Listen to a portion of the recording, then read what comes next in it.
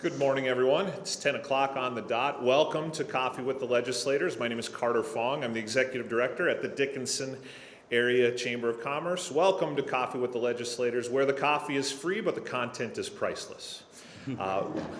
We aim to connect business and community with our elected and appointed leaders because a well-informed public is in everyone's best interest. Today's event will conclude our series. The legislative session will go on, but this will be the final Coffee with the Legislators. 1 week from today, I will be watching Saturday morning cartoons. As we begin, we'd like to thank our hosts at the Dickinson Area Public Library, along with our sponsors, including Consolidated, Channel 18, and Baker Boy. They make it possible for us to provide refreshments.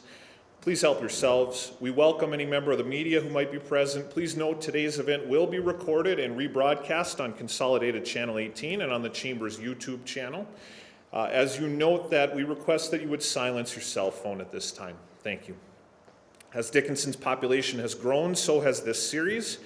While District 37 is entirely within Dickinson city limits, nearly half the population of District 36 now resides in Dickinson as well, while District 39 covers the very western edge of Dickinson out to the Montana border. Our elected and appointed leaders have constituents here and elsewhere, but they've chosen to be here today. We appreciate their time. We have heard from elected leaders in all of those three districts during this series. We don't have them all represented today, but let's run through our lineup. Who we do have is our House Majority Leader, Representative Mike Lefor from District 37. He will go first. We are also joined by Senator Dale Patten, District 26 from the Watford City area, and we are joined by our Tax Commissioner, Brian Kroshus. We will hear from them in that order in the first hour. During the second hour of today's program, we will open the forum up to questions and comments from the public, limited to 3 minutes per individual. We will conclude by noon at the latest. At this time, please welcome Representative Mike Lefor, District 37.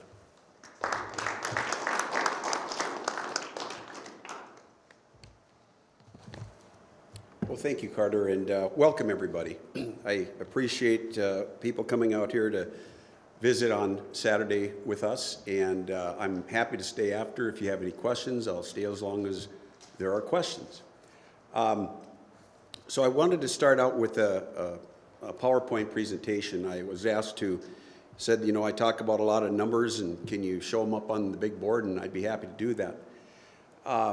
In the last couple of weeks, we got a forecast for what's going to happen financially in the next couple of years, and that was done by Moody's, who's a nationally recognized economic forecaster, and that's the governor's forecast advisor, and then S&P Global, which is the advisor to the North Dakota State Legislature. And we want, because these numbers are so big and because it's a biennial nature, having to look out 2 years is quite a challenge for these forecasters. So I'd ask you to move to the next slide. First of all, I'll talk about the amount of work that we have in front of us this session. It's the largest number of bills in the legislature, I believe, since 2009. Total, if you look at on the first half, the number of bills, the House had 620, 38 resolutions for a total of 658. The Senate had 400 bills, 30 resolutions for a total of 430. So it's 1,088 previous session, 984 total, so an increase of 104. And that, to me, that's a significant increase. When you look at the compressed amount of time that is available to vet these bills. So take, for example, the House had to vet 658 bills and resolutions within a 7 or 8 week period. That's a tall order. So my first, I was concerned because I was hearing there was about 1,400 bill drafts being put forth. See, when a legislator has an idea and wants it put into bill form, it starts out as a bill draft, so that you talk to legislative counsel, say, here's my idea for a bill, and then they get the bill draft back to you, and you can say, yes, this is what I wanted, or further discussion is needed to get the bill in the shape that the legislator wants it in. So when I had heard 1,400 bill drafts, as a leader, you have a lot of sleepless nights because you have to budget for that as far as time is concerned. So I budgeted all the way up to 850 because I absolutely you have no idea of those 1,400 bill drafts, how many are actually going to be put into bill form. And when I budgeted I went all the way up to 850. That was, to me, a difficult scenario. And 850 bills and resolutions, we'd have been there all day Friday and Saturday. At 750, we'd have been there all day Friday and some Saturdays. At 6:58, we put in the committees. I told them, the committee chairs and vice chairs, I meet with them on a regular basis. The A committee chairs and vice chairs on Tuesdays, B committee chairs and vice chairs on Thursdays, and appropriations subcommittee chairs on Wednesdays. So there's constant communication. I expanded the number of hours that I expected from committees to do their hearings. And then in addition, we had a lot of evening sessions. So there's a lot of long days, even at 658. Because like I said, when you're trying to process that much that legislation in a 7 to 8 week time frame, just figure that. I mean, it's almost 100 bills a week. To be able to focus on that and say that you have an intimate knowledge of every bill, that's just not physically or mentally possible. You do the very best job that you can. So you have to, trust the people in the committees that are hearing the bills, that are hearing the argument. And so a lot of times if it's a 14-0 vote out of a committee, it's usually a pretty easy bill. But if it's 8-6 or 7-6 or something like that, you need to talk to the people that were in the committee to determine what happened in the committee, what was discussed, what are the merits of the pro side, what are the merits of the con side. So with that, the Senate and the House did finish on the 34th day, and in the rule, the 37th day was the one that was forecast to be crossover. So both the Senate and the House beat that by 3 days. But I will tell you that I'm extremely proud of the hard work of the Legislative Assembly to process 1,088 bills in 8 weeks or less. That's a huge task. So with that, I'd ask the next slide then. Okay. So this budget forecast, or excuse me, general fund revenue and forecast, you'll see the comparison compared to the legislative forecast in February 2025. So we always have this is standard operating procedure that in March of every year, we listen to Moody's, we listen to S&P Global, what's their outlook, what's their reasoning for their outlook, to determine what our budget forecast is going to be. So with this, we have the appropriations committees on both sides have put together the budget forecast for the rest of this biennium, and also looking at the revenues that are going to be coming in for the next biennium. The good news is the very conservative nature of how we've done things, and thank you to Senator Wardner and all, past legislators, that for the next biennium, the money is there in cash. So we talk about some of these dropping revenues toward the end. You will see that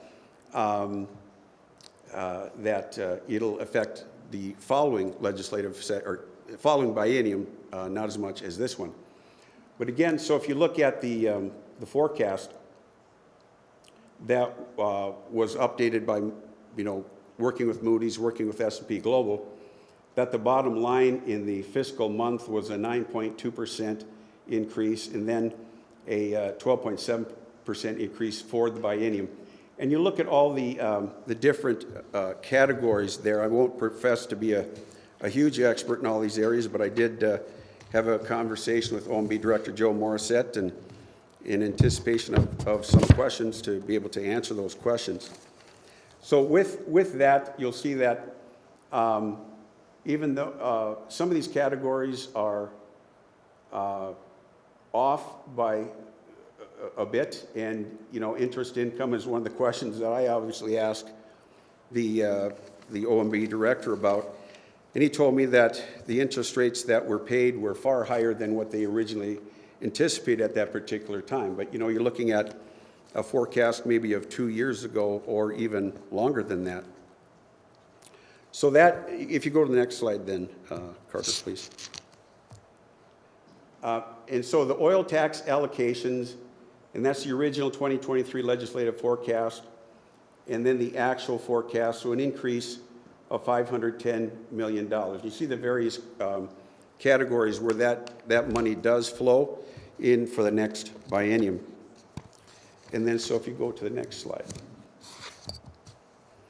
Now, oil production. This is the thing that legislators will be paying particular attention to, simply because it's such a large percent of the revenue of the state of North Dakota. So if you see, starting January 2024, our daily production was monthly production, 1.2 million barrels, and then you go looking ahead to 1.15, and then in 26 and 27, the forecast is 1.1 million. So you see a steady decrease in oil production in the next biennium. So next slide. And then the price of a barrel of oil, you'll notice that it spiked again in 2024. And the thing is, we have little control over the price of a barrel of oil, simply because it's global in nature. OPEC has a lot of decisions to make, and they control a lot of the supply and demand. So a lot of this pricing is beyond our control. So what we have forecast, due to these economic advisors telling us that in the first year of the biennium, we need to forecast for $59 a barrel of oil. In the second year of the biennium, $57 for a barrel of oil. So that is going to take, a huge dip in the amount of revenue that we do have. Okay. Okay.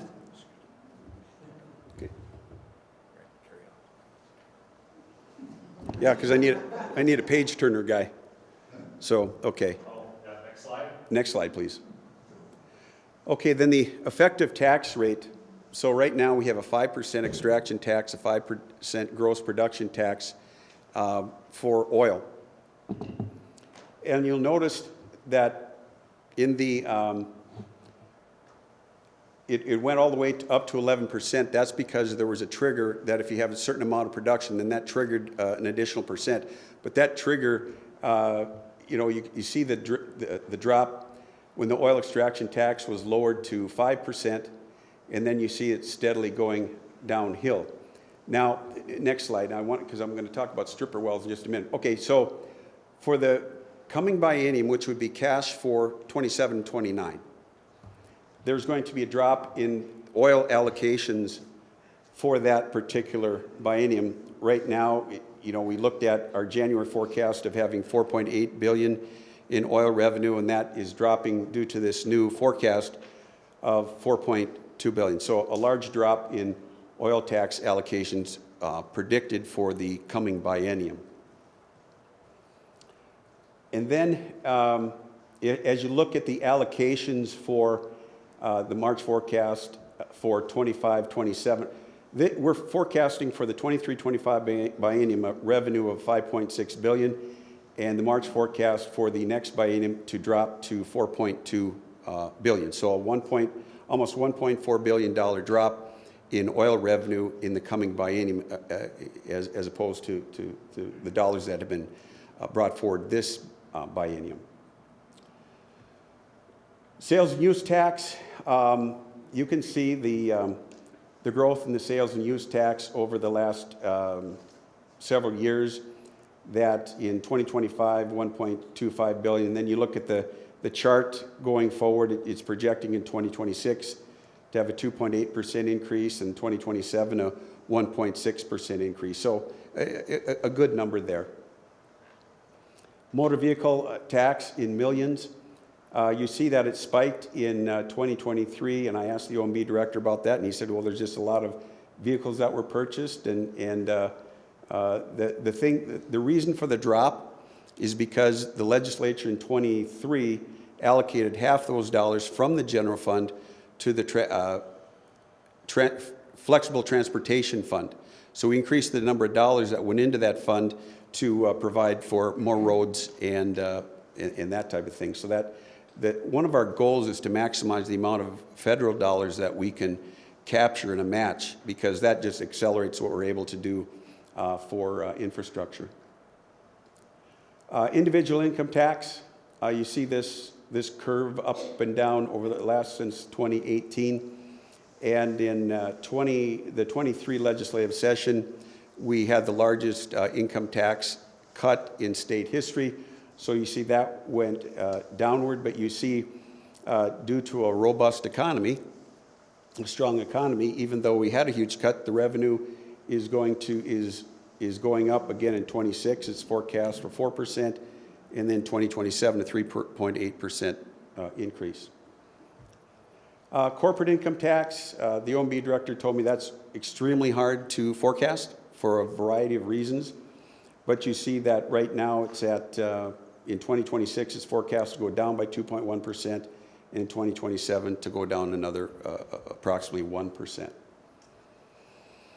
General fund revenues, again, the difference in forecast, $5.178 billion versus $5.073, for a drop of $105 million from those two forecasts.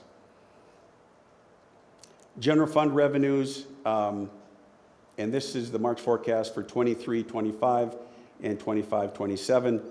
You'll notice an increase of $71 million. So that's still a sign of a robust economy. When you have all these dollars flowing in these various areas, you notice the oil and gas tax going from $460 to $500. That's in legislation. The oil buckets, the first bucket and the third buckets are the general fund, and we're looking at taking both of those from $230 to $250, which would increase that by $40 million. So the general fund is pretty well protected at the beginning end of the oil buckets in that area. Property tax reform. We started out with a potential of 60 bills. So again, I'm going to say like end of summer, beginning of fall, so forth. You're hearing about all these property tax bills, and they have been whittled down to 3. And they're all on the Senate side. And, you know, I thought it was kind of funny because a columnist wrote that the House punted over to the Senate. I had to laugh about that, and I'll tell you why. Because there's provisions in each one of those bills that are good. And we're making anywhere between a $500 million, $700 million decision. Let's take our time in doing it right. I will say that the House Finance and Tax Committee, the Senate Finance and Tax Committee, both did fantastic jobs on these bills. And so those 3 property tax bills are, we call them the vehicles that are left, and they're being vetted on the Senate side. And I got to give a hand, not just because he's sitting here, but Senator Dale Patten and the tax commissioner have both been very involved with this. The tax commissioner getting us the numbers that we need. Senator Patten, Senator Rummel have just done a fantastic job in getting the numbers. And there's so many things. This is far more complex than I ever dreamt of, because you're affecting so many people and so many different political subdivisions that we're trying to get it right. I don't think you'll find a perfect bill, but I would tell you that that the competing versions are House Bill 1176, which provides for a $1,450 primary residence tax credit. Right now it's at $500. Again, not because he's here, but the tax department did an unbelievable job of getting the information out to the public so people would apply for that $500 tax credit. And they made it real easy. It takes just a few minutes to sign up for that, and you're good to go. House Bill 1575 is based on valuations, and I think the price tag on that is, well, 1176 I think has a price tag of $530 million altogether, something with homestead tax. Okay, about 530, and 1575 is about 703 million, and 1168 I think is 300 or 400 million. These guys know better than I do, but 1176 does provide a 3% cap on political subdivisions, as does 1575. The cap definitions and how they work are different. 1168 has a reduction of 60 mills. The reason that I favor 1176 is because I truly believe that as they're taking money from the legacy fund earnings, and I'll show that to you in just a minute here. In fact, let's go to that and let's see if that's The next slide. Okay, well, it's in 2 slides, but this was an estimate on the growth of the legacy fund if we have $60 barrel oil, if we have 6.5% return on investment, and 1.1 million barrels a day through this time frame. And right now, you know, the legacy fund is around the $12 billion level, give or take right now. So you see the growth since it started. Now we're at $12 billion. But if those projections come true, by 2037, we'll have $30.5 billion in the legacy fund. So again, North Dakotans, I believe, have done a lot of things extremely smart and forward-looking. I'm a big fan of the Common Schools Trust Fund, and I'll explain that in just a few minutes. But if I'm going to tell you, if we have the patience to watch this thing grow, we're all going to be rewarded for that. Next slide, please. Okay, so this is the chart that shows how the allocations would be. What we do, we take the legacy earnings and take the 5-year average balance. Now, what the balance means is that what is the principal balance of the legacy fund at the end of each year going, and so you add up the last 5 years, then you divide it by 5 to get the average balance of the last 5 years. So that's what we're talking about here. We say the 5-year average balance. So for the next biennium, it'd be $8.5 billion. So the allocation of the earnings at 7% of market value is $601 million. Now the actual earnings are around $900 million.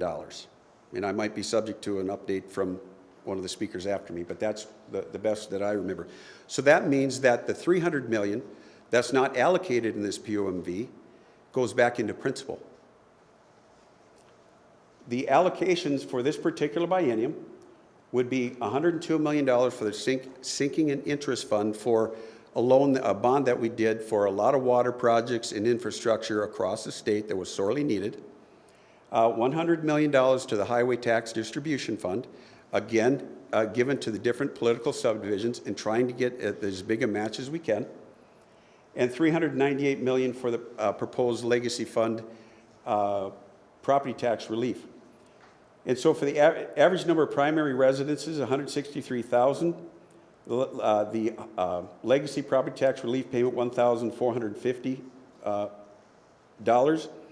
And the difference between the 530 and the 398, I mean, would in essence come from the general fund. But so this is where I say if we can have the patience to do this right.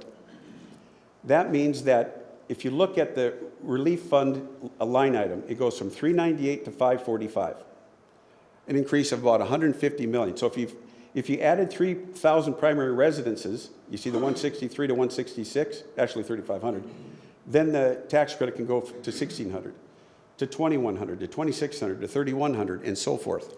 Now, I'm not saying that's what the legislature will do because I can't tell you beyond what this session the Legislative Assembly will do. What I'm saying is this model that is put into 1176 allows for time and allows for the growth of the legacy fund to continue to fund more and more and more, if that's what future legislative assemblies decide they want to do. Next slide, please. Okay, this is the bottom part of that chart. So you see the legacy fund, 398 million, cost of the primary residential tax credit, 473. So we take just about $75 million out of the general fund. And after that, to achieve those property tax credits, we take $0 out of the general fund. So again, this would be totally based on legacy fund earnings. And something that when we talk about property tax credit, let's do something that's sustainable. In addition to that, let's say that oil prices come down, the rate of return is terrible. Well, the legislature would still have the ability to take a look at, okay, what's the dollar amount that's available and what can we afford in terms of a property tax credit.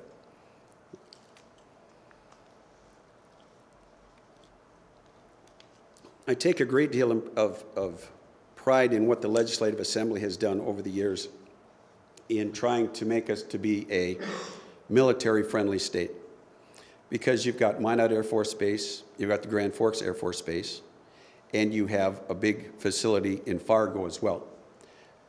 When I toured the Grand Forks Air Force Base, and I see these big fighter jets in there with absolutely no windows, and I'm going, okay, this is really different, something I hadn't been used to.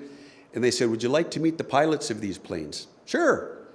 So you go into this room, probably about as long as this one, and like about a trailer-sized thing, and it looked like a bunch of kids playing video games is what it looked like.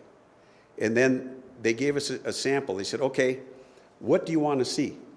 I said, within the city of Grand Forks. I said, well, I'd like to see Mustangs. How many Mustangs are there in Grand Forks? Boom, boom, boom, boom, boom, boom, boom. On the screen, and where they were. I want to see red Mustangs. Boom, boom, boom, boom, boom. Somewhat scary, but absolutely, it was mind-blowing to me. And so that, I don't remember the name of that Iraqi general that President Trump back had killed, but that flight originated in Fargo, North Dakota. And when you see what we're doing with the military in North Dakota, grand sky, unmanned aeronautics and things like that, is mind-blowing stuff right in Grand Forks, North Dakota.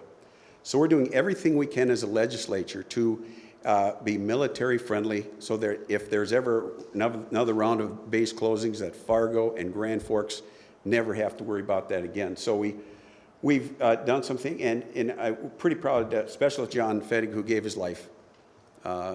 Good young man from Dickinson.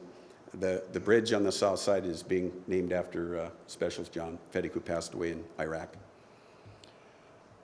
14-year water project funding needs. Now, I've had several meetings. Representative Steve Swantek from Fargo is kind of the lead on the House side, and looking at the water needs over the next 14 years, and Mary or Jim Oderman might say, wait a minute, you're missing something here, but this is what was provided to us as the 14-year needs. And you know, you could go beyond this quite easily, but those are the major areas. And you see the Southwest Pipeline, the state share, $313 million. You see the Red River water supply, $773 million. And I know that we've been working with, well, not me, but as a state, we've been working with Senator John Hoeven.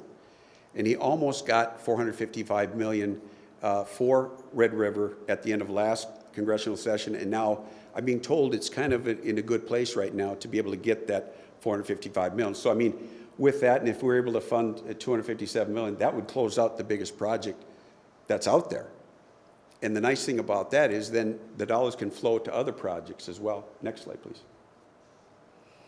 And you see future growth demands for water. And you know, water infrastructure is huge. And you see the different areas of need for water in different parts of the state.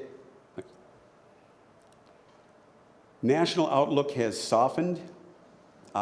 If you look at gross domestic product in the last, again, since 2018, that curve.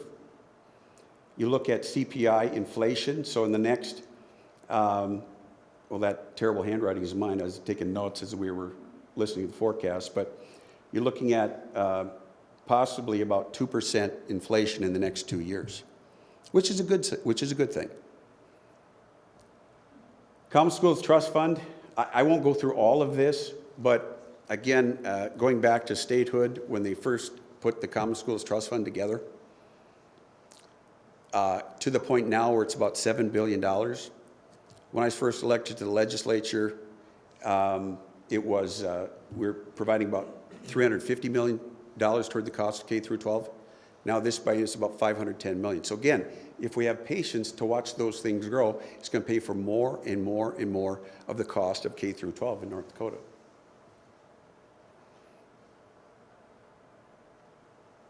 And so that, again, you see that it's going to provide $2,160 per year per student, divided by that number of students. The cost to educate the student is 21% of the state funding share. Assets of the Common Schools Trust Fund, $7.4 billion. And people say, Mike, why can't you just take money out of the Legacy Fund? Why can't you just take money out of the Common Schools Trust Fund? because these are constitutional funds. It would take a vote of the people to change that. And I don't think we'd ever want to change it because they're going in the right path. So right now it's $7.4 billion, and it's actually accelerating. So again, paying for larger and larger amounts of K through 12 funding. Other items that I wanted to wrap up, and I went way past my time here.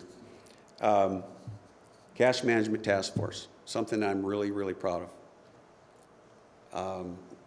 We had an interim study on cash management, the cash dollars within the state of North Dakota. How can we allocate that cash to accelerate our returns? And what House Bill 1278 does, I think you passed it out of the Senate, did you not?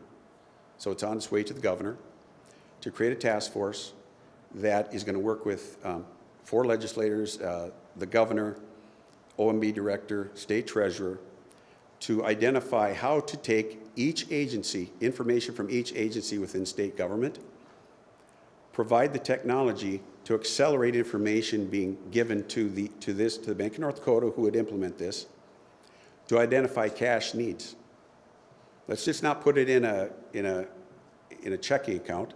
Let's put it in when it's actually needed. If it's short term, identify that. If it's an intermediate need, identify that. If it's a long-term need, identify that. So that at the end of the day, increase our technology, make better information for better decisions, and increased rate of return. So I think those are going to be big dollars in a few years. I truly believe that, like more than $100 million per biennium. We're going to have a task force that is going to, again, I don't think it's passed the Senate yet. Tolman's bill? Okay. That is going to take a closer look at agency budgets across the state. That's one thing that has been on the top of my mind. How can a legislative assembly accurately look at budgets in 80 days every 2 years? The idea behind this task force is to dig deeper.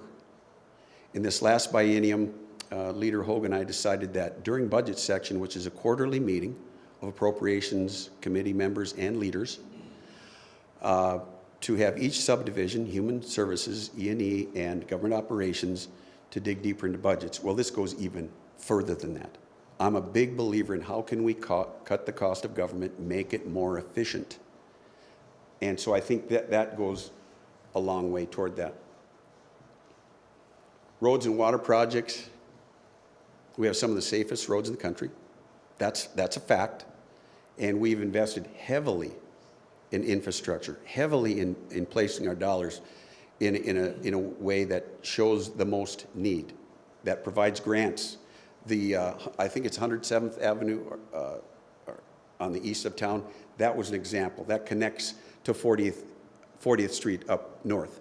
And so that was a $7 million project that we were able to get, and I'm very proud of that. Natural gas pipeline, of all the things that would increase the revenue of the state of North Dakota, natural gas pipeline would be number one. Number one. I know there's been discussions between different entities about putting a natural gas pipeline. There's many rural communities that do not have natural gas. And if we're able to get this done, you know, the amount of oil drilling that we can do is restricted by flaring percentage. If we can actually utilize that natural gas, get it to where it needs to be, we could increase our production. I've heard, again, subject to update from these gentlemen, 1.5 million barrels, 1.7 million barrels. And think what that would do to accelerate the revenue of the state of North Dakota. Huge deal. Federal budget cuts, and we're talking about tariffs. We're talking about, he's talking about taking down the Department of Education in a big way, things like that. So for us as a state, there's uncertainty. What do those changes mean in terms of Medicaid payments? All these things. We don't know the answer to that.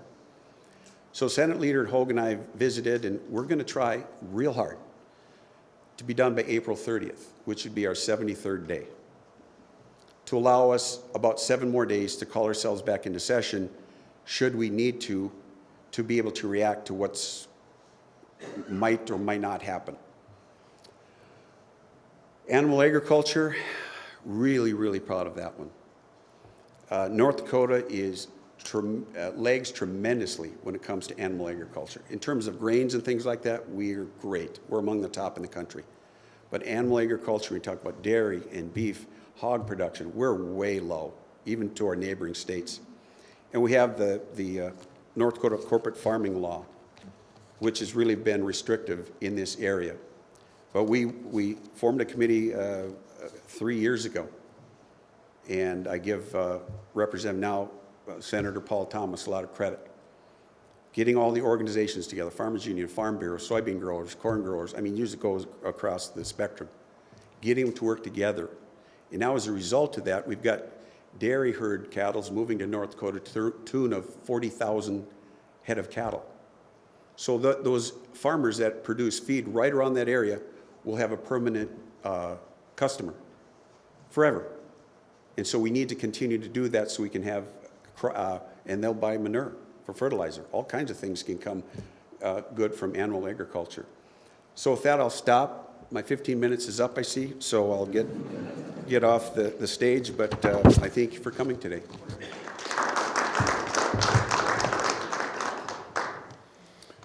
Thank you, and thank you for the invite. Rich, you still have your hooks in me, I guess, from back. I have to tell you a little story before we start.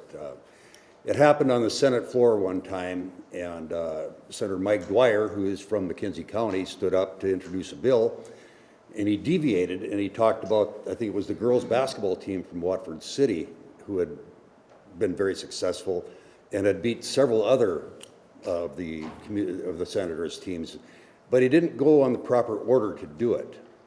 And Brent Sanford, former mayor of Watford City, was lieutenant governor and president of the Senate at the time. We get done, and Senator Klein, the assistant majority leader, comes up. The leader would like to see you in his office. Said it to Senator Dwyer, Lieutenant Governor Sanford, and myself. So we went in there, and Rich proceeded to light into Mike for not following the proper protocol and everything like that, chewed him out, and then turned to Brent and said, "Brent, you should have gavelled him down." And I was sitting there and I said, "Well, what did I do?" He said, "You smiled."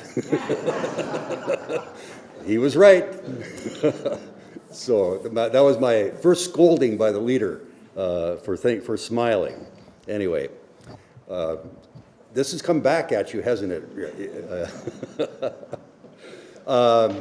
Again, I'm Senator Dale Patten from District 26, McKenzie County and about 2/3 of Dunn County. My committees, I've served on the Energy and Natural Resources as chair, and I'm on the Finance and Tax Committee. So both of them have, I'm going to say, big opportunities and big challenges as we go through our legislative session. And along those lines, when we look at some of the discussion I'm going to talk about is related to our opportunities in the state. And we very seldom get to choose what those economic opportunities are. I mean, we didn't choose to have the Bakken oil field located in western North Dakota. Right now, we're sitting here saying we got a lot of data centers that are coming to looking at our state. And a small town doesn't necessarily get to choose that they're interested there. Coal country is an example. All of these big opportunities come with their assorted challenges, and some of them are very significant as we move forward. When I look at I'm going to start with energy first. Before I do that, it's always important to be the first on the agenda, Mike, because I gave a leadership program here last fall in Bismarck. And in doing the discussion, I went out and I stole a bunch of stuff from other presenters, you know, just their slides and so forth, and gathered it up. Get there, all these guys are there presenting, and they're the subject matter experts, and I had stolen their material. So it's important to be ahead of them. So if I steal anything from Commissioner Kroshus, I'm not at all sorry for that. When we look at the energy, what we're seeing right now, we're going to talk about natural gas a little bit, but we have tremendous energy resources, as you all know. We got oil, we got our natural gas, we got our coal, we got hydroelectric, we got wind, even some interest in solar, which is a kind of a mixed bag for some people. That energy source is there. Now, what we do with it is going to be critical as we move forward. We have a lot of interest in increasing and expanding our generation. Basin Electric, for example, has about an $8 billion capital budget over the next 8 to 10 years to build additional generation. Now, you build generation, then you have to build transmission. It's got to get used someplace or sent someplace. You build the transmission, you got to get utilization. And we're going to see a lot of opportunities that way. So we have the energy source, the generation, the transmission, and the utilization. Those don't come without some challenges. When we do the transmission, we're talking about linear infrastructure. I'm going to use Stutzman County as an example. We had a hearing on Friday morning related to a 345 kilovolt line that would go from Jamestown down to Ellendale. And there's a lot of local opposition.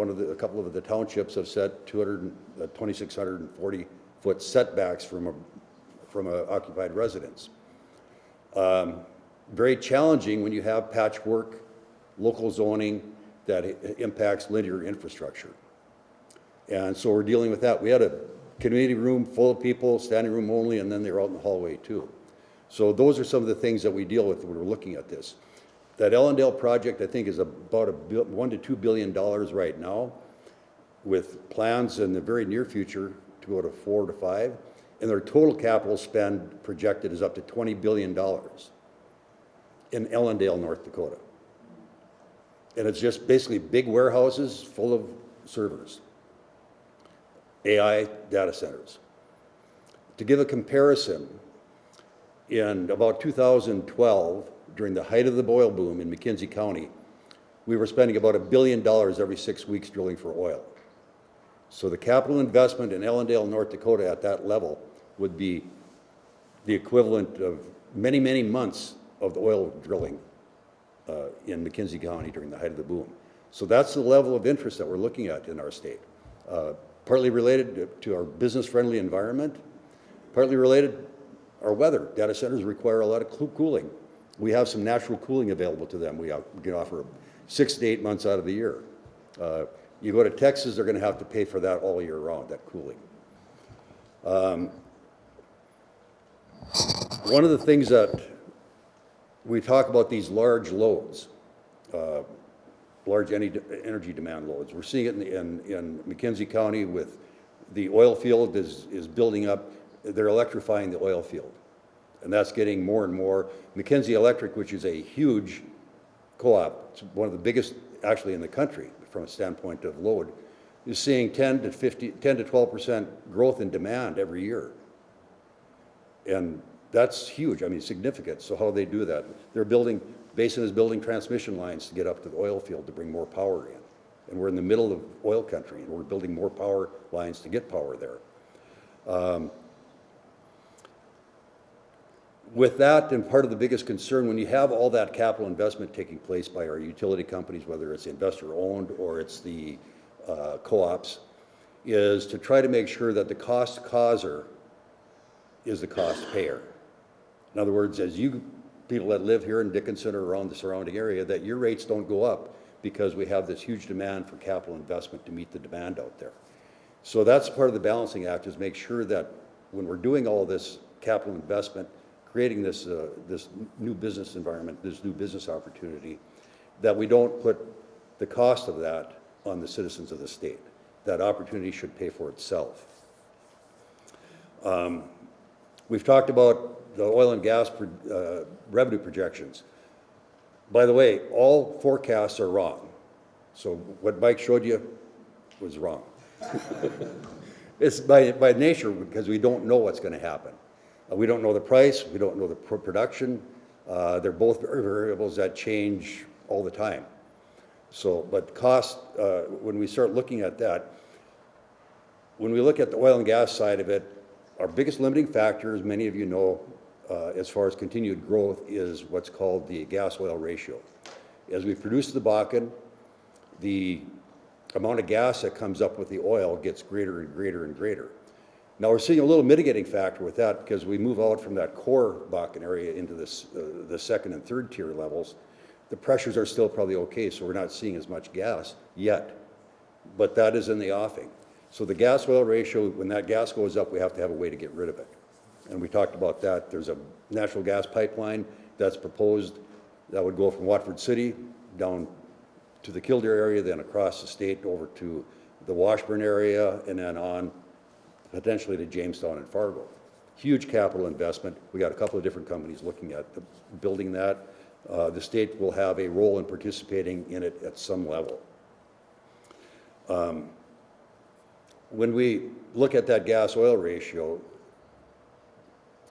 that's going to be a key thing when we look at the ability to get rid of that gas and keep our oil production up. If we can't get rid of the gas, can't use that gas, because of our flaring restrictions, you gradually push down the ability to produce the oil. And then that inherently affects the revenue for the state, the revenues for the royalty owners, the revenues for the companies that are investing in it.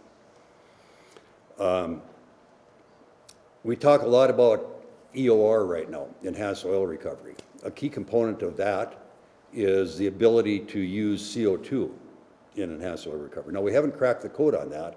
We're getting closer and closer all the time. But without doing that, we're at 5 billion barrels of produced oil right now, or we reached that this last year. As these wells get older and older, unless we do an enhanced oil recovery process, somewhere around the early 2032, 2035, right in that range, we go in what's called terminal decline on these wells. Production just drops off. When you look at the operating companies and what happens for them is once that's reached, then their capital moves elsewhere. So it's kind of a death spiral that will take place unless we're able to figure out a way to maintain that production through enhanced oil recovery techniques. So the CO2 component of that is going to be critical. Ethanol plants, coal plants both produce CO2. They're going to be one of our opportunities to help achieve that. And right now, the Dakota Gasification Plant, you guys are all familiar with that, has a CO2 pipeline that runs from there west and then north through McKenzie County up into Canada to the tar sands. So it goes right through the heart of oil country. So that's one of the options, is accessing the CO2 from there, as well as the other ethanol and coal plants that we have here.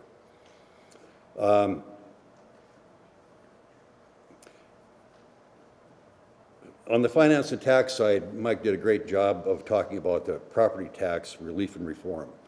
One of the challenges between the three different options is the difference between equitable and meaningful.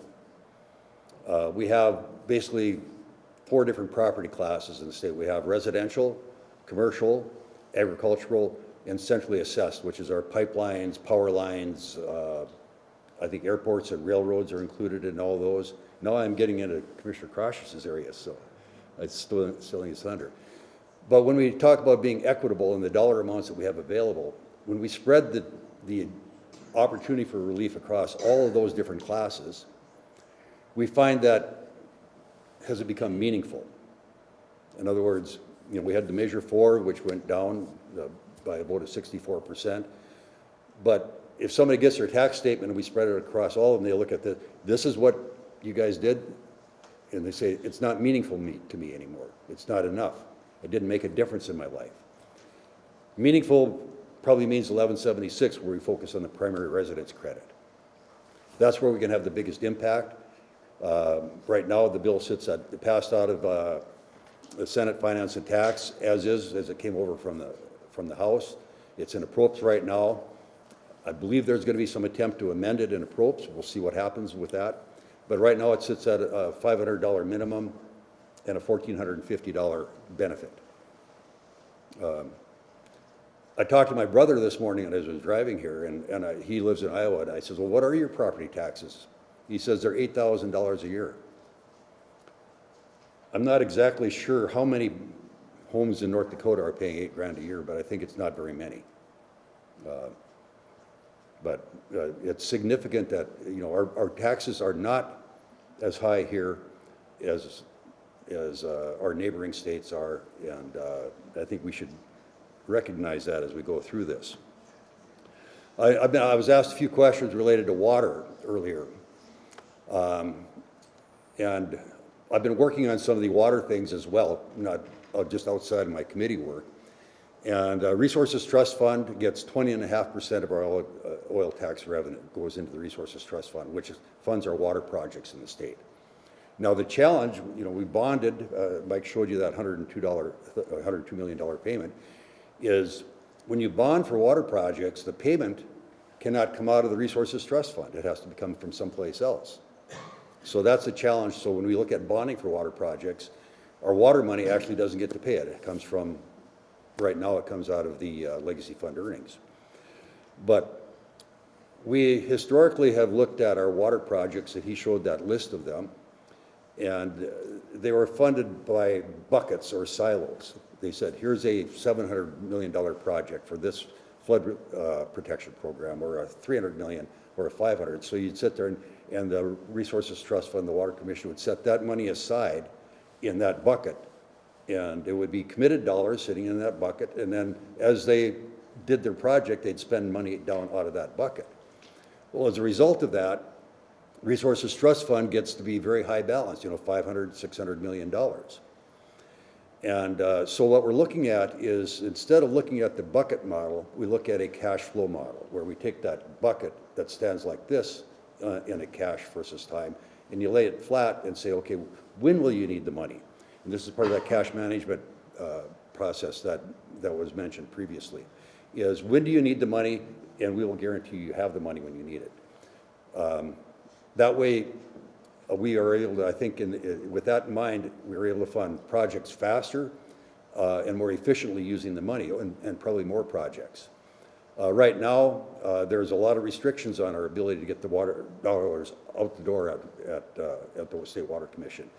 Whether it's permitting, whether it's design and engineering or supply chain, or some things slow it down. So we've looked at this in the modeling, indicates we could probably spend $400 to $450 million a biennium. So if we're building out more cash reserves than that, then we can spend, then we need to look at that.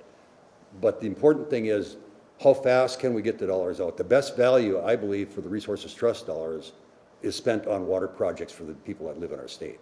It isn't sitting on a large balance, it's getting the dollars out the door. That's where it's the best benefit and best value for the people that live here.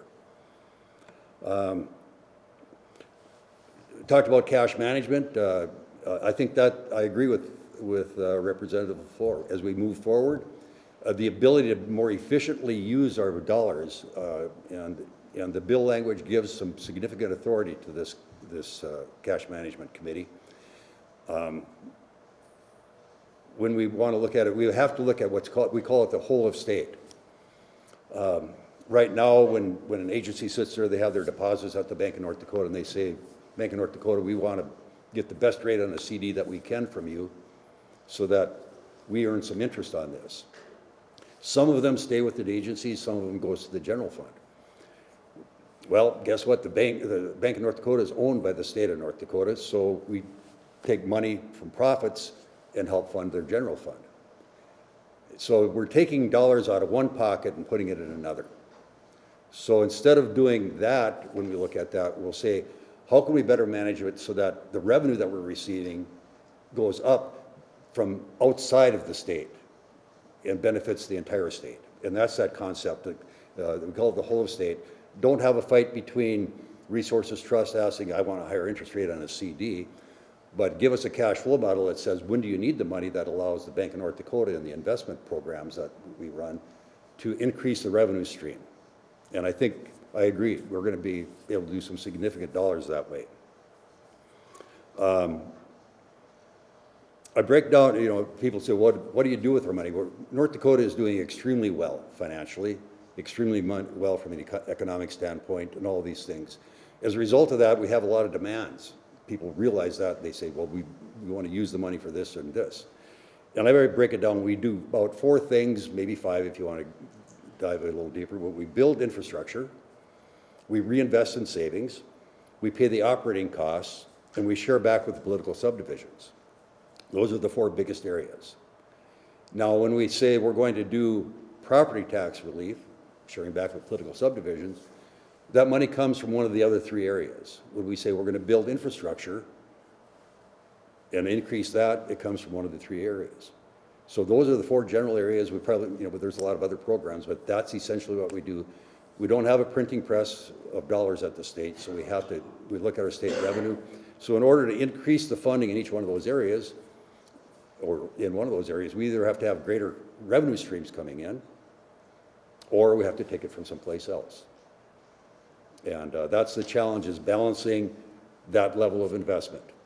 Everybody has their own wishes. So with that, I'm open to any questions, any specific bills you want to address or issues. I'd be more than willing to answer any questions.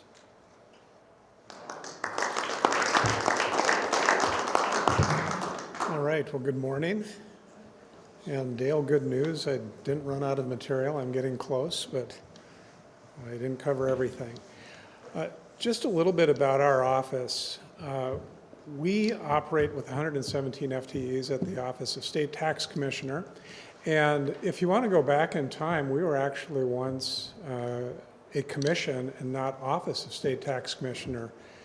And if you go back even further before that, get into about the mid 1861, 1865, taxes were collected by the sheriff, amongst others, and also by it was a territorial board of equalization at the time, because North Dakota wasn't a state in 1861 or 1865. So it was an interesting thing, but then in 1911, the office was established as a commission. It was a 3-member commission, staggered 6-year terms. And then 8 years later, someone decided that didn't work out so well, and maybe it was just too much to deal with 3 appointees. The governor appointed them, and then it became 1 appointee in 1919, and that was also a 6-year term. It was a nonpartisan post at the time. That continued as an appointed position until 1940. Then it morphed into an elected position, still nonpartisan, didn't declare a political affiliation. And that actually was in place till 1987, so not that long ago. Then it shifted into an elected position, which it was since 1940, but as a partisan post. So you had to declare a political affiliation. So we've had a history. Things have changed over the course of time, but it's one of the 14 constitutional officers, I should say, as a part of North Dakota. And I'm the state's 25th tax commissioner. And before I joined in 2022, at the beginning of 2022, my predecessor decided to leave office, so he left. I was appointed. But prior to that, I was on the Public Service Commission. So I was 5 years as a PSC member, and then now I'm going on, what are we on? Year 3, just beyond 3 as the tax commissioner. But we have one of the smallest staffs in the country. We have 117 FTEs. What that equates to, it means of the dollars we collect, each one of our team members is responsible for about $50 million in collections on average. So we cover a lot of ground. We're literally one of the smallest revenue collection agencies, tax commissions in the country. So we cover a lot of ground. We hopefully do it as efficiently as possible, but it's an important office for a variety of reasons, and you've heard from the previous two, Majority Leader Lefor, and then also Senator Patten on things that they've been up to. We're an administrative agency, so you've got 141 lawmakers, legislators. They're the ones that decide what type of tax policy is in place, and then we administer it accordingly. Now, if they said you're going to go out, Brian, and your office is going to tax every taxpayer that has a pink flamingo in the yard, and they're going to pay a $100 tax on that because they've got that pink flamingo, as ridiculous as it is, and they wouldn't do that, of course, we'd have to follow that because that'd be a part of our constitutional duty to follow and administer that accordingly. But I think we've got a pretty good set of tax laws in place. They're never perfect. I think that was alluded to earlier. But they're important because it's how we fund state operations, and that equates to service to the citizens. You've heard a lot about property tax, and It's a hot topic. You know, if you want to really gin up a conversation, if I'm out speaking in other places, if I say 2 words, property tax, I'll be there for a while. And you've got a lot of different thoughts and opinions on it, and how do you get relief to citizens? It's tough being a lawmaker. They have a lot of ground that they have to cover in so many different areas, including when it comes to what happens with taxes. So they're constantly looking at the different scenarios. You heard there were 60, and now it's down to 3. One is a credit-based program. That is the primary residence credit of $1,450 that you heard about. 2 changed the percentages and the formula. One on the school mill side, and another on the taxable valuation side. So in simple terms, what does that mean? Well, it means a reduction in the taxes that you pay. Because if I start talking about mill rates, some of you might know what a mill rate is, how that works into the formula. A lot of people don't, and that's fine, because we don't go to school to learn about mill rates or taxable valuations or true and full value on property. But our role is a little bit unique, and in the sense that we don't administer property tax. That's administered at the local level, but we certainly assist the local political subdivisions, whether it's a city, whether it's a county, on how they administer and make that work. So we're constantly getting phone calls. We work with all 53 counties primarily, but we'll also work with cities at times, answer questions, be a good resource. And the primary residence credit, that's just one of the various programs that we administer. We help with the homestead property tax credit, disabled vet program credit, renter's refund. So we're in the mix constantly. The primary residence credit, I think that's probably the leading contender, the way it seems, but we'll see how it all plays out. And if that's a continuation of the program, one of our goals, because if you've applied as a homeowner, our goal is to make it as quick, easy, painless as possible. And we do survey people to say, hey, how do we do with the application process? And about 4 out of 10 out of 135 applications last time, so we had tens of thousands of people who responded at the end of applying. People were very happy with it. We had 1% that weren't, 99% gave us a thumbs up.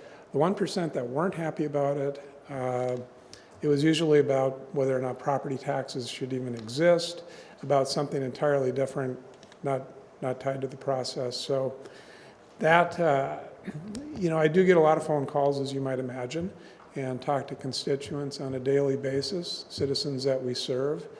And it comes in a variety of ways. It might be about property tax, it might be about income tax, it might be about a credit that they're hoping to receive, or whether they can receive it when they file.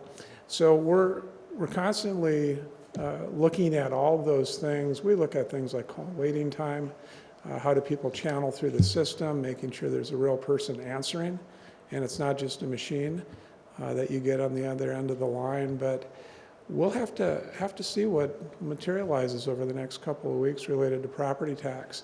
The one question I do get on the primary residence credit application, and probably the most common question, it's not a lot, but if there's a most common amongst a limited number of questions, it would be, well, why do we have to apply?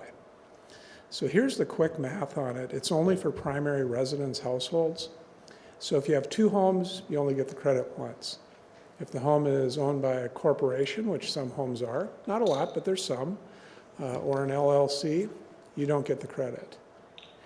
If you are a non-resident with a home here in North Dakota, you don't get the credit.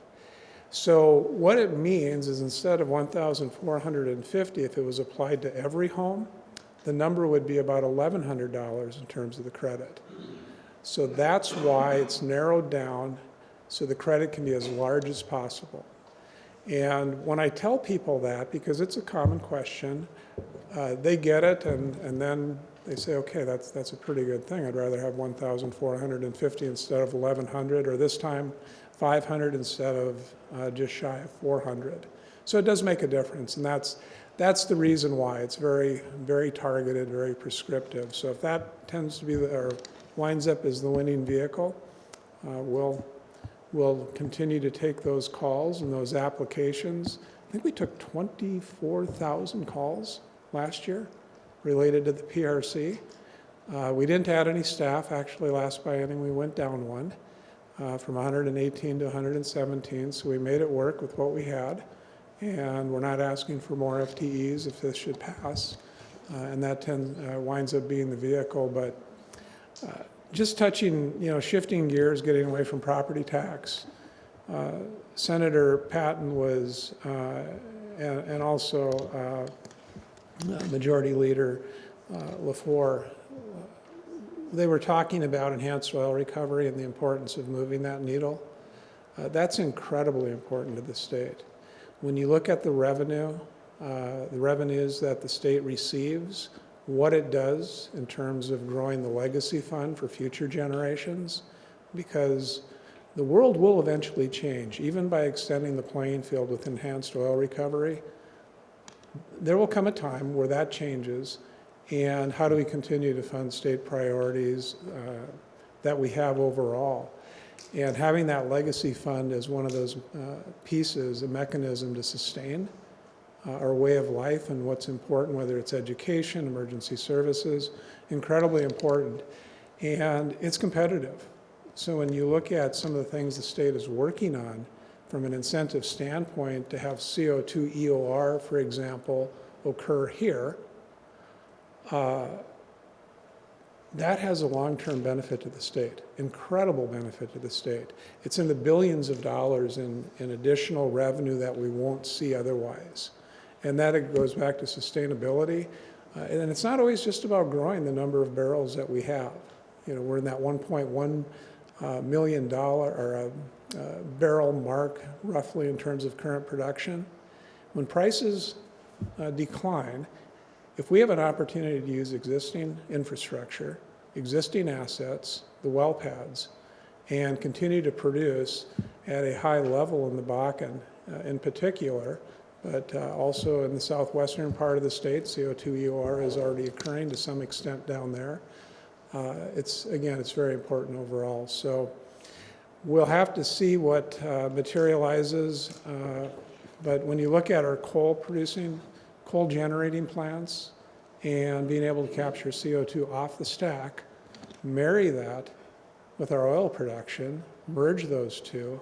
It's a short distance. Putting infrastructure in place is a challenge. I remember that from the PSC days.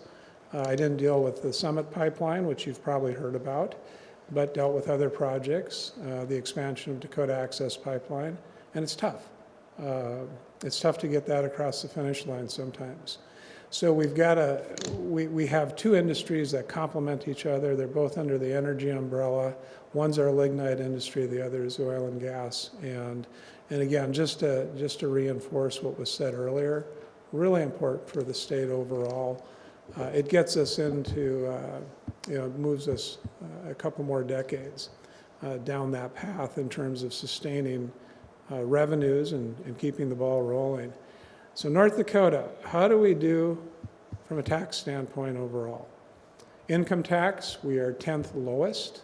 There are 8 states that don't have income tax, but they make up for it in other areas, trust me.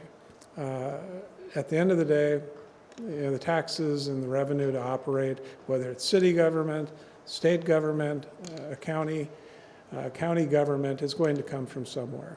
So we are very low on income tax.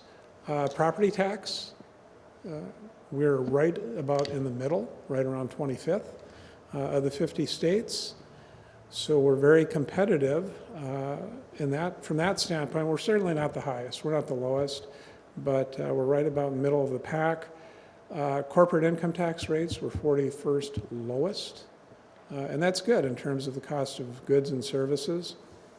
And local sales tax rates and sales tax overall, we're about in the middle on that. So when you look at the overall total, we rank 9th best overall in terms of the tax, our tax structure, our tax rates. 9th lowest out of all the states in the country.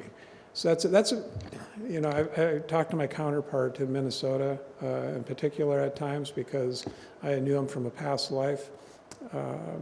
And their individual income tax rate, for example, starts at 9% and goes to 11%. And that's for their state income tax rate. So I have better calls than he does because we're right around 2%. And we compare notes that way. But again, the point is, while we can always look for new efficiencies, and we do, North Dakota's pretty competitive overall.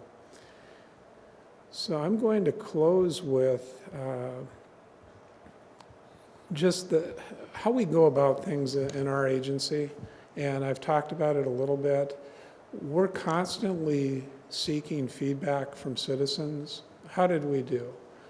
Did you find what you were looking for? Did you get the answers you wanted? And where can we improve? So we're constantly polling citizens, and basically it's, let us know. And it's a lot of times it's favorable, but we also receive some feedback that's really beneficial. So looking forward to continuing to work with lawmakers on this session, and then even after the session. As mentioned, we produce a lot of numbers, and when there were 60 different proposals being considered, my phone was ringing off the hook on how much those different ideas might cost. So we were crunching numbers like crazy, coming up with what would be the fiscal estimate, how much it would cost to fund those particular programs. And I'm happy that it's down to 3. So we're getting a little more sleep at the office now, but we're busy too. Income tax season's underway. We've already taken about 135,000 primary residence credit applications. So we're on par with where we were 1 year ago at this time. And I expect to see another 7, 8, maybe even up to 10,000 more. So we'll exceed last year's number. 93% of North Dakota citizens that were eligible took advantage of it. So we're scraping to find those last 7%. So if you're getting tired of hearing me on the radio or seeing me on the air, I didn't know what I was getting into when staff said, "Hey, can we shoot a quick commercial with you in it?" And I said, "Okay, that's fine." And I didn't know it was going to run over and over and over. The TV radio stations have been terrific, running them as PSAs quite often. So my kids, I feel bad for them. They say, "Dad, we wake up in the morning," and they're out of the house now, and there you are, after work, there you are. So you only have to bear with me for a few more days. On the 31st, it's all done. That's when it deadlines, and I know my children will be happy about that as well, because they kind of feel like I'm always looking over them. So I have good kids, thankfully, and we have some fun with it. But I, too, am happy to take questions at this point in time. Yeah. If a nonprofit organization files in January with the Secretary of State, do they have to file for the IRS? I'd have to defer to the Secretary of State, who obviously isn't here. So I would say, well, from an IRS standpoint, I would have to double check on that as well. Okay. That one sounds like a question asking to do more homework on that one. Okay. All right. We'll go here next. Hi, my name's Michaela Reisenauer. I was born and raised here in Dickinson, North Dakota. North Dakota's in my blood, and it always will be. I've been all over the country. I spent summers out in Washington State. I spent a couple of times down in Texas, and I was a nanny out in Maryland for a handful of months, close to a year, shortly after high school. But I actively chose to come back to North Dakota because North Dakota has always been super important to me. I love the people here. I love the way we work together and the way we look after each other. I have only recently come into being more aware and actively involved in local politics, and politics, paying attention more at the national level as well. And I don't necessarily have too much of a question. I have a comment about the First Amendment of the United States Constitution. In the First Amendment, it gives me not only the freedom of speech and the freedom of the press, but it also gives the freedom of religion. And in the state of North Dakota, at the state level lately, Van Winkle put forward something to say that Christ is the King of the United States. And while I'm happy that that bill was shot down at the state level, I also want to remind the people that are in charge there that North Dakota isn't just Christianity. Religion is growing in North Dakota. We're having more and more people move here, people of different religions, of different belief systems. And I want to remind you that their freedom of religion is just as important as every single Christian's is in the state of North Dakota. So again, I don't have any questions for you guys. I just want to remind you that we are compassionate and loving of every resident in the state of North Dakota, and their right to the First Amendment is just as important as anyone else's. Thank you for your time.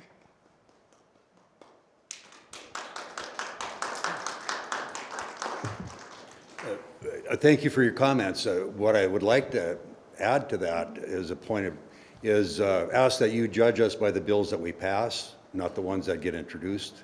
We do not have control over someone's ability to introduce, they make that decision on their own, and we do not elect them for the other districts. So again, judge by what we pass.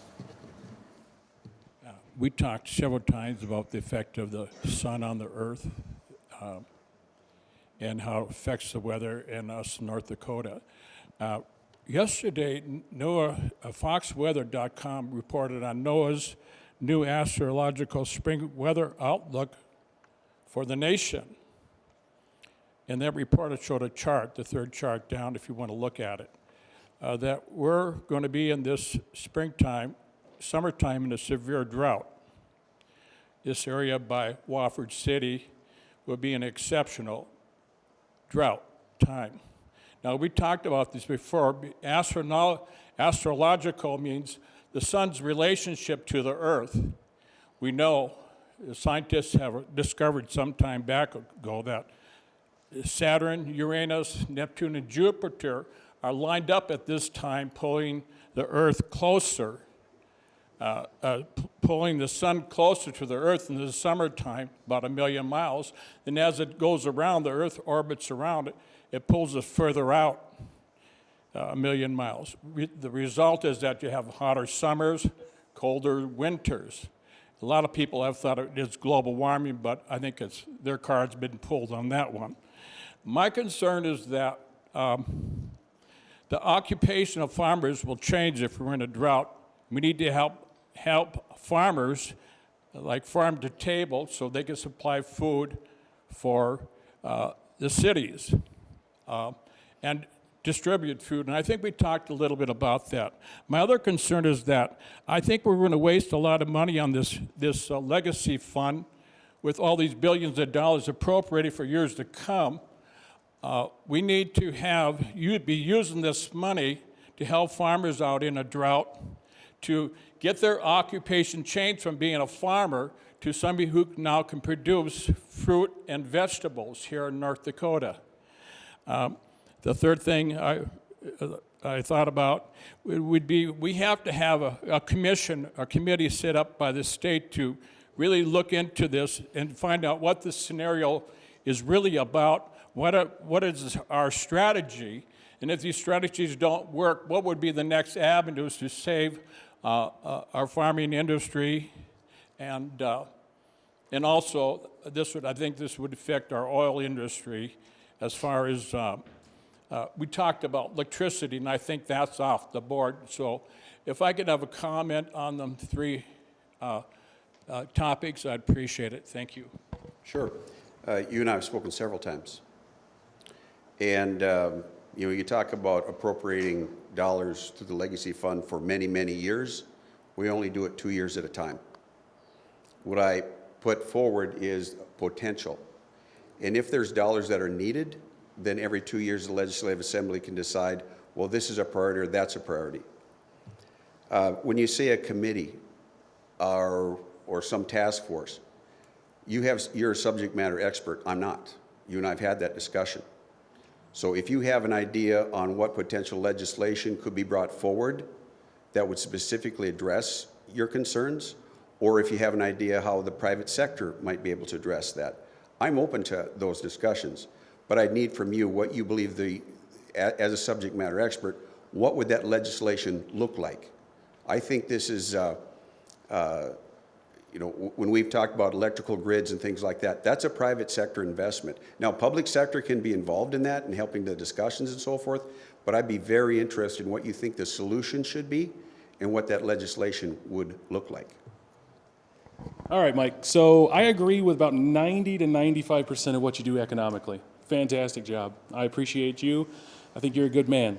I'm here to talk about the House bill, the House concurrent resolution 3013 that did pass the House. When you talk about what we did pass, this is something that he voted yes for that I vehemently disagree with. So I'm bringing it up here. It is the one that is about same-sex marriage and overturning Obergele v. Hodges.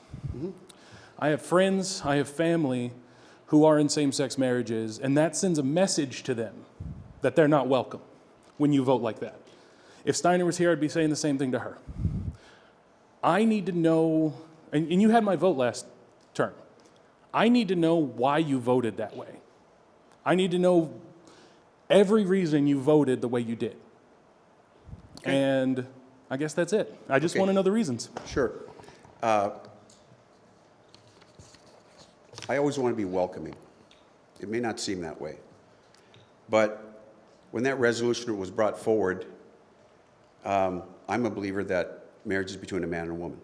That's my personal and my religious belief. As I look back, and you have to realize that we're going through 300 bills in the last 2 weeks. And I look at that and I go, okay, this is a resolution that asks the Supreme Court to change their opinion. And I believe that the resolution, in terms of providing a solution, in terms of providing a remedy, doesn't do anything. In terms of saying, all right, let's say that had passed the Senate, it would have gone to the U.S. Supreme Court in the form of a letter to the U.S. Supreme Court saying, change that. Well, it doesn't work that way. The only way that it works, a legislative remedy for a judicial ruling is not the way that it goes. And it would have to be another legal case brought forward in order to have that discussion again. So at the end of the day, that resolution, in my mind, wasn't necessary. It didn't accomplish anything. And I've talked to some of the people my Monsignor, this is a very deep thing for me, is to say that the resolutions like that really don't have a place. So why do you vote yes? Well, I'm going to answer that, okay? Because of my religious belief that marriage is between a man and a woman. You just said we have a First Amendment right to religion. Did you not just 5 minutes ago? That's okay. Absolutely. But I also just got done saying that resolution, in terms of trying to affect a change, didn't do anything. But it didn't do anything. It doesn't do anything to bring people together, and that's the thing that bothered me the most. Sometimes I get 10 hands at one time. Sometimes it's a trickle. There I do see another hand. I'll keep looking for these. We can go as late as noon. We've wrapped up in the neighborhood of 11:30 the last two sessions, but we'll go to Mr. Fitzik next. Thank you, Carter. So there's a bill in I forget whether it's in the Senate or the House right now, concerning septic systems and regulation of them. It's looking like it's going to go from the district health units over to DEQ, Department of Environmental Quality. I've spoken on this before and testified on it in the past. I really feel that this is going to be a problem if it passes. Right now, for anybody who's not aware, if you've got a home septic system and you need repair or installation, there are currently in the state of North Dakota 2 regulatory bodies that I have to answer to if I install one. That's not fun, okay? And it's an added expense and it's an added hassle. Department of Environmental Quality may be a very good department, but it's a statewide agency governed by federal standards. And sewer systems in our state vary wildly according to our geography. We're at the bottom of Lake Agassiz and Red River Valley. Here we've got dirt that's millions of years old with dinosaurs in it. Putting a sewer system in any of those varies wildly. Having a one-size-fits-all, mandated ultimately by the federal government on a statewide level, doesn't produce a system that works very well. So again, wherever that's at, I urge you guys to look more carefully at that bill as it advances forward. Thank you. A lot of things have become more important to me in the last little while. The United States government is currently moving to eliminate a lot of federal employees, whether they believe that those employees are extra or not needed, doesn't matter. Theodore Roosevelt National Park is one of the main things that brings tourism to this side of North Dakota. The Badlands are absolutely beautiful. The horses, the buffalo, the bighorn elk, all of those animals that are out there are very important to a lot of us, especially those of us who love history. Medora is a town full of people who I believe are rather important to the state of North Dakota. Everyone out that way who thrives on the tourism that brings people out to this section of the state. What kind of plans have you guys been talking about to protect the ability for the parks to stay open if the federal government continues to lay off national park employees? I'll be honest, I don't know that we have a plan that would work. National parks are national parks. They're controlled by the National Park Service under the Department of Interior. We do have somebody at the Department of Interior right now. Governor Burgum, former Governor Burgum is Secretary of Interior. So, and if you're aware, he's very familiar and very supportive of Teddy Roosevelt National Park. So if there are potential impacts there, I think I have a cell number, so I could give him a call and talk about that. But again, when we're looking at these national issues, our ability to have a true impact, I don't know that we could put state employees or anything like that in the park. I don't know that that would happen that way, but we do have the contacts to make a case. I'm Richard Benz. I'm from Dickinson. There was a proposed 3-cent gas tax increase. Where is that at legislature? It's a 3-cent gas tax increase that passed the House. It is in the Senate Finance and Tax Committee, and we have had no resolution or vote out of committee yet. So it has not been voted out of committee, and it has not been voted on the floor of the Senate right now. So, and I can't remember, but the last time that gas taxes were increased, Rich, do you remember what year it was? It was 2003. I do know, if I remember right, the 3 cents would go into a flex spending fund at DOT that would go back to the local political subs for road infrastructure, road and bridge infrastructure. Thank you for that. We hope we at the Chamber have done a good job of connecting you to your elected leaders. I did hear that the session will continue till on or around April 30th. This will be the last Coffee with the Legislators. What does the Chamber have coming up? We have our 118th annual banquet Tuesday evening at All In Events and Catering. That's the former Lady J's in German-Hungarian. And we will have the State of the City Luncheon.